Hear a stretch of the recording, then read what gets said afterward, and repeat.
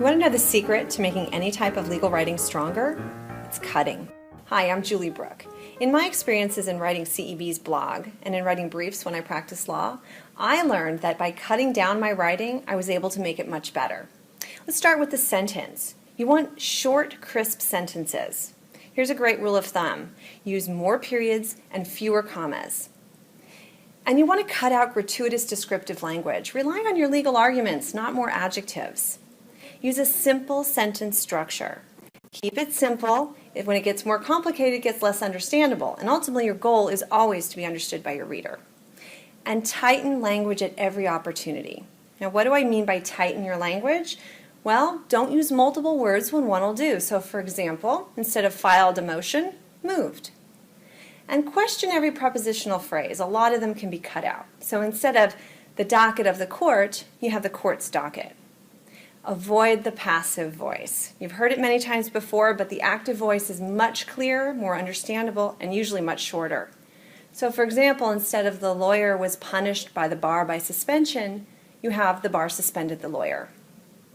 Now let's look at the paragraph. You want your paragraphs to be short and centered around a single point. This is going to make it more visually attractive to your reader and more understandable. It's also going to give your reader a chance to pause and digest what you've written. It'll organize your material so that your reader can follow you point by point. Now, when you think you're finished, read through the entire document, then drop your ego and a lot of your words. You want to get rid of any facts that are not necessary and material. And you want to make sure that you don't over-chronicalize. Don't include dates that are not critically important.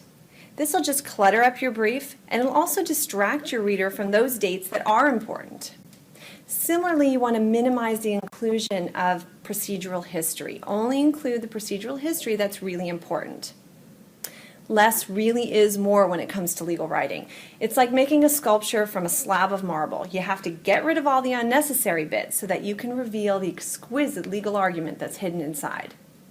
CEB has some great programs to help you with your legal writing, including Smith on Legal Writing and Myron Moskowitz on Winning Appeals and Writs. Both of these programs are available on demand, so check them out along with all our other great programs at CEB.com. Thanks for listening, and happy writing and happy cutting.